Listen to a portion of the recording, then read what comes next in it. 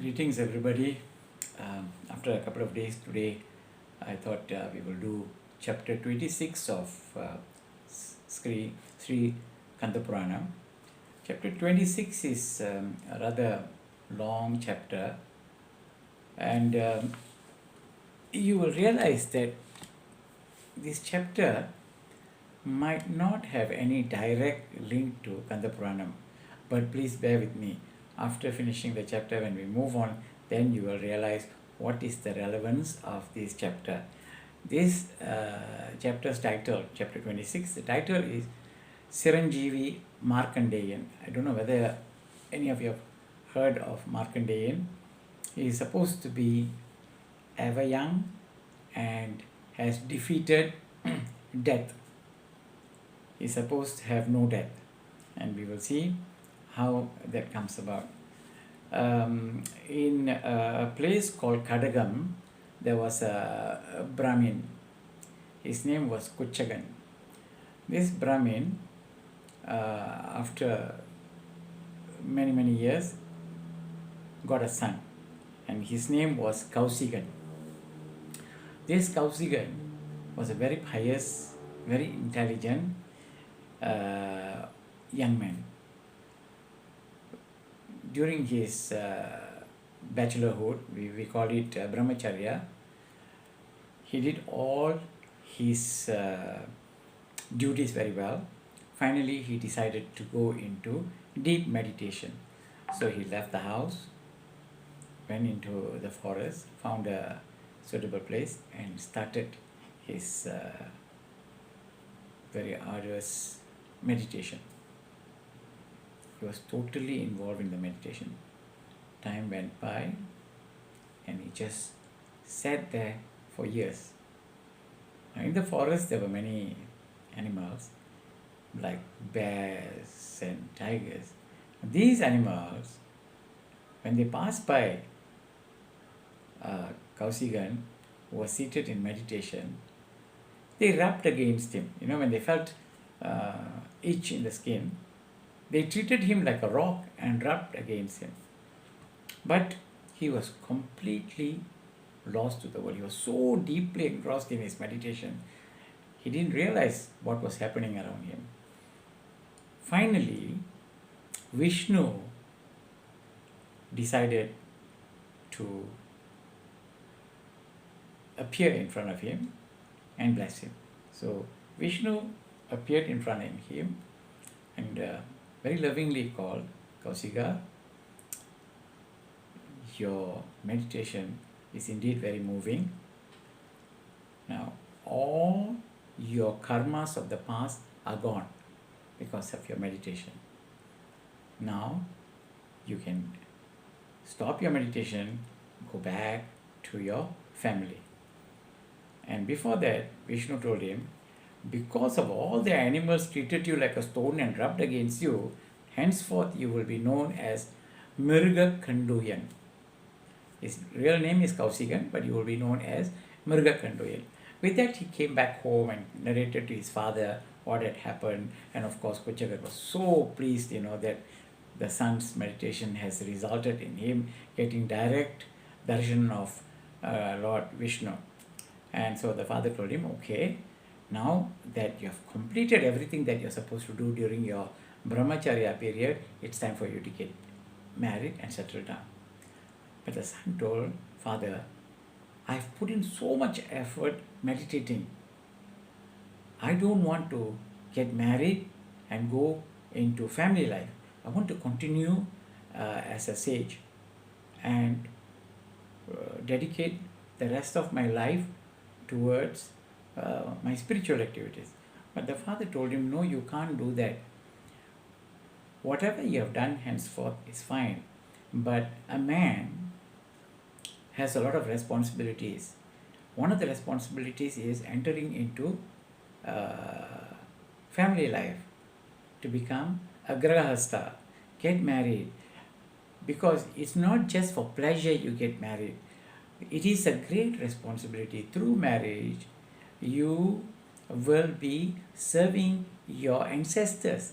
If you don't get married, do you know that they won't get placed in heaven. Their souls will be loitering around. They will not get peace. So, in order to do all that, to serve your ancestors, you must enter into a family life. So, after a long discussion, now the explanation, finally, Markandeyan agreed, but he had these conditions. His conditions were, the girl that I'm going to get married must come from a family where she has got parents. She must be pretty. She must be very family oriented, must not show interest in men. She should not have any handicaps. So the list went on. The father said, this is indeed a long list, but let me go and look for the right bride for you. And he found out from people that there was this sage Usatya in a place called Anamayam. And this sage Usatya is supposed to have a daughter who would fulfill all these conditions that Markandeyan had put forth for marriage. So he goes there and he spoke to the sage Usatya. Both families agreed. So they decided that soon they will fix the marriage. And Kuchagan wanted to go back to his own village. But the Usatya Muni told him, you have come so far, why don't you stay with us for a couple of days and then you can go back and make all the arrangements for the wedding. So he agreed and decided to stay for another 2 or 3 days in sage Usatya's cottage. That evening, his daughter, Vritai, her name was Vritai, very pretty girl, had all the good qualities that you would want to see in a bride. So she went to get water from the river with her friends. A bunch of girls went to the river to get water. Now what happened was when they were coming back, a mad elephant, an elephant which had gone mad, started chasing them. All the girls started running helter-skelter. And Vritai, when she ran, she didn't realize there was a huge well in front. She fell into the well. And the rest of the girls ran back home and told her father what had happened. They quickly rushed to the well, but to their dismay, they found Vritai floating. She was dead. Father was completely devastated. Both the parents were completely devastated. They brought her body back home. And of course, Kuchagan was also very disappointed. This is the girl that his son was supposed to marry. And this sage, he was a sage, yet he was so devastated, he was completely lost. Kuchagan went up to him and told him, look here, you are a sage. What happened to your intelligence, all the jnana that you have accumulated over the years? Pull yourself together. Now what you do is, I have some duties to perform. What you do is, don't cremate your daughter. Lay the body in the cottage and fill a container with oil and put a body in that huge container. In other words, soak her body in oil. Don't do anything until I come back. So what he did was, he left, Kuchagan left. He went to a pond nearby, a big pond, went inside the water, went right inside the water, not waist deep. He went inside the water and started meditating underwater, because he wanted to know what is the background to all these things that had happened. Now when he was meditating, remember the mad elephant that chased the girl? The same elephant came. It got into the pond and pulled Kuchagan, who was meditating, and put him on the back and started running. And that was happening. Kuchagan threw his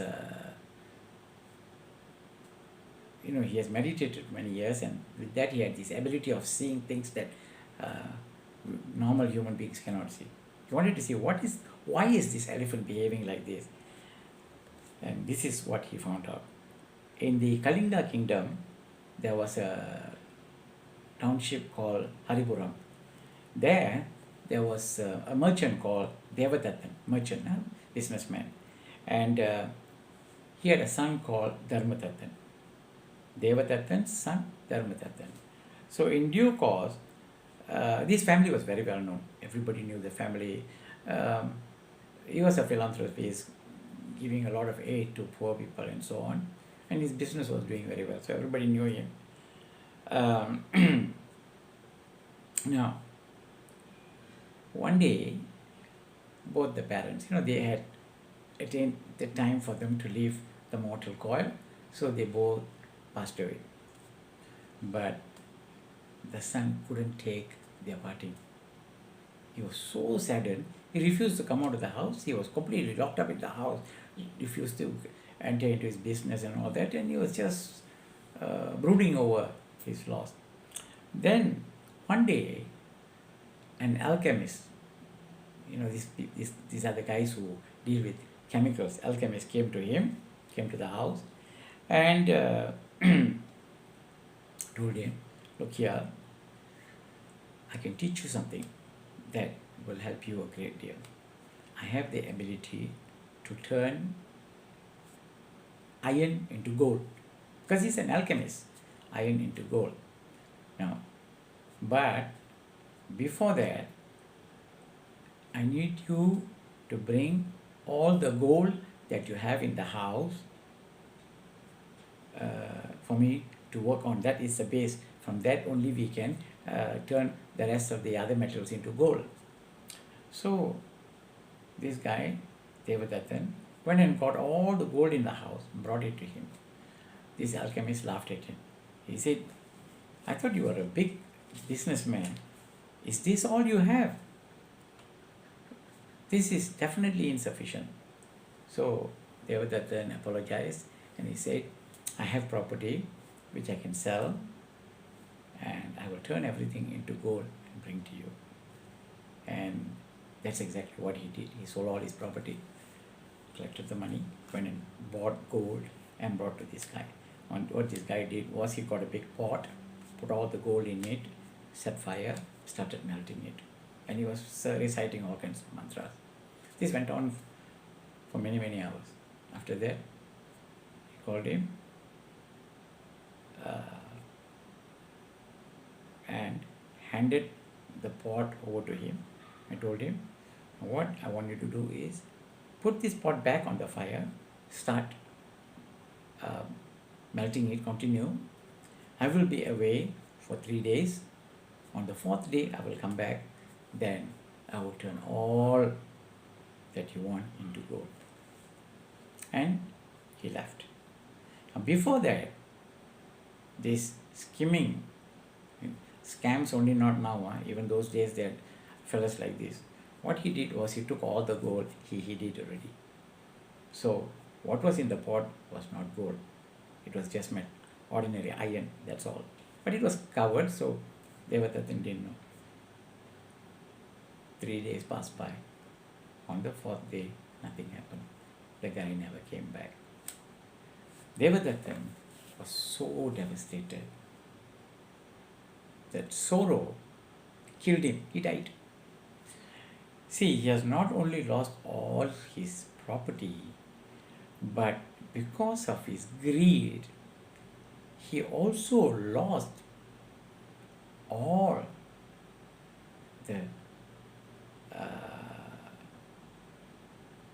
the blessings that the dharma that he had accumulated over the years through his ancestors. Everything was gone because of his greed, and because of that he was born as an elephant, and even as an elephant he was mad. So Kuchagan realized this, and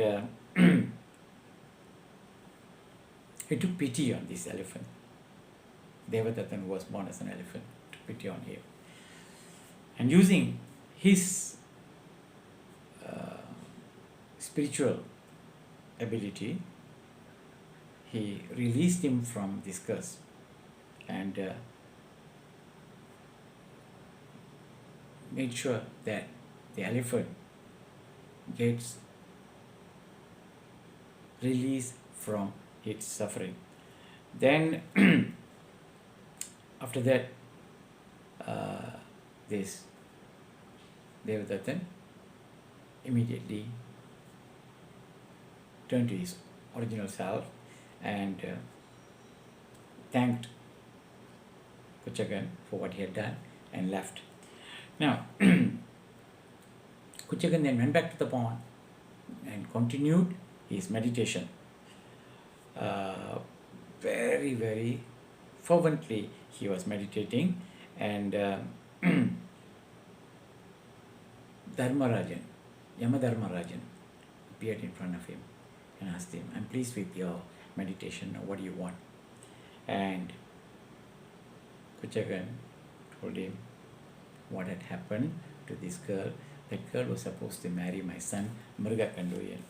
They are destined for each other, but you have taken her life. Please return her to life so that they can get married. Dharmaraja was pleased with his meditation, so he said, "Okay, Chari, all right," and brought her. And she woke up, from like as though she was sleeping. She woke up, and the wedding was performed. She was married to Markandeyan, and they were happily married. And after some years, they got a son, and his name was Mirgakandu. Father's name Mirgakanduyan, son's name Mirgakandu. And sorry, not Mirgakandu, Mirgandu. And when he's a Brahmin, you must remember that.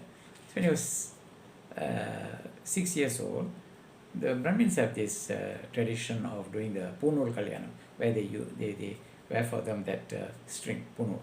So they did that. After that, they engaged him into the Brahmacharya life, where he has to acquire all the knowledge and everything. And here, he learned all the sastras, all the knowledge, and then he was very good at that. And finally, when the time came, he got married to a sage daughter. Her name was Martuvadi. That's the name of the girl. They got married, and after many, many years, they didn't have children. They didn't have a child. So they decided to go to Kashi and perform some prayers there. So they went there, both took ablution in the Ganges River. After that, they went to this temple called Manikarnage temple, and Lord Shiva's temple. They went there, and very piously both of them prayed. And after that,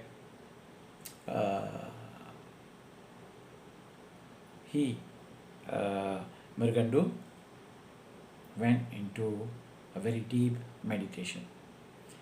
After some time, Lord Shiva appeared in front of him and asked him, "Okay, now what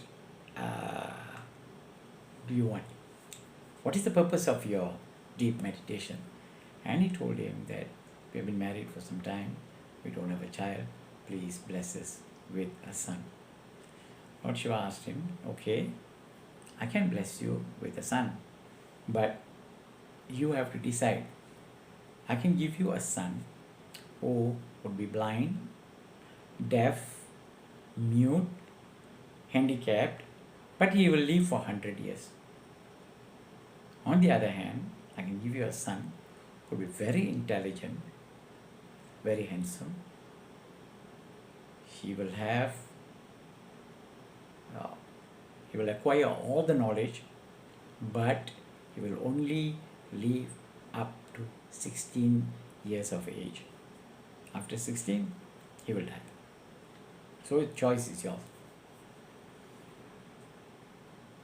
After some contemplation, Mrigandu told Lord Shiva, blesses with a son who would be intelligent and full of knowledge. So they were blessed with a son, and he was named Markandeyan. So this is the chapters. They were coming to the most important part of this chapter, Markandeyan. He was named Markandeyan. And Markandeyan, as Lord Shiva had promised, very intelligent. He excelled in all the arts, all the knowledge, all the skills, acquired everything. And unfortunately, he attained the age of 16. Parents were devastated. They knew that the time has come for him to depart from them. But Markandeyan told his parents, don't worry. I will not die. I will not die. Don't you worry about it. And he bid farewell to his parents and left for Manikarnagai. Remember the temple I mentioned just now? Manikarnagai temple, Lord Shiva's temple. He went there and he started a very deep meditation and penance. Went into very, very